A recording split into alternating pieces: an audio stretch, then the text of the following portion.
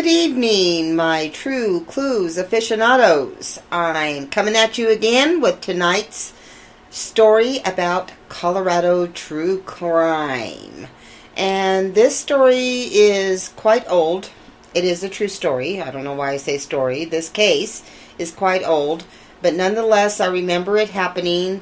And I lived in Aurora at the time. There was a lot of female crime going on, if I remember. Something tells me about my memory recollection that there was a police officer as well, or somebody dressing as a police officer trying to stop people and sexually assaulting women because they thought it was a police officer. But in this instance, this lady is Lynda Lea Avery.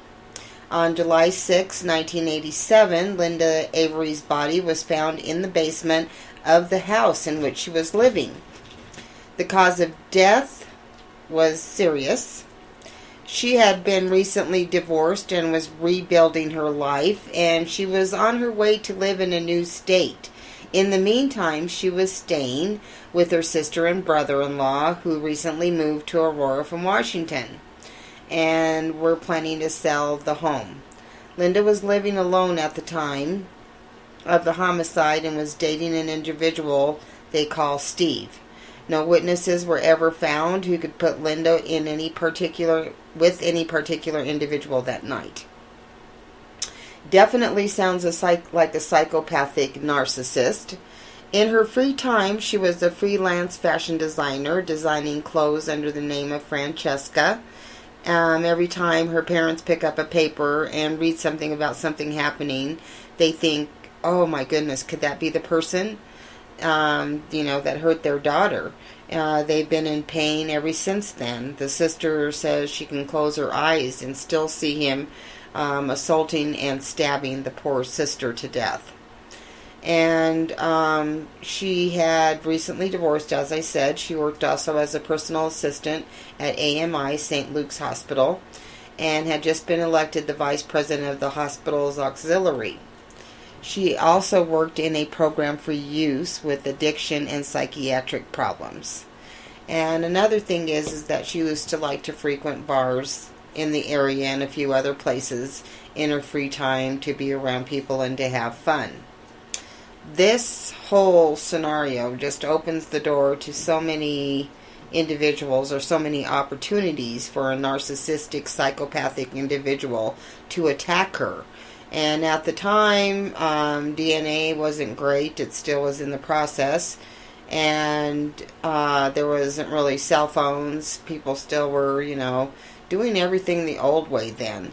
So it would have been really easy for somebody to grab her and not, be able to reach out to somebody right away and say what happened to her if she was kidnapped, assaulted.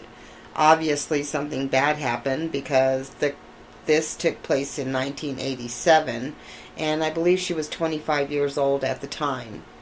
And I did see a comment on one of the blogs that I was looking at where one of the nieces or nephews wrote in saying that he had never gotten a chance to meet her, or they had never gotten a chance to meet her, and it was his aunt. I picked up male energy, I don't know why, and that had never been solved. And at this point in time, I think it's going to be really hard.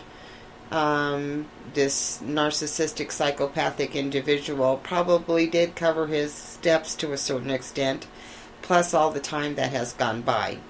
But of course, as always, if you see something, say something. If you have any individual information that you could provide, they are definitely looking to hear something for you. So to please contact the Aurora Police Department in Colorado and advise them. And I'm going to stop the tape for a minute, and I thought I had the complete phone number here. I'm going to look that up and I'll add it on here. In the meantime, I hope that you're being safe out there, paying attention to life's true clues around you. If you feel like doing a little detective work, maybe you can look into some of these cases. I'm going to have solved as well as unsolved for you in the next few days. Stay safe out there. Pay attention to life's true clues around you. If you see something, say something. In the meantime, know that I love you guys.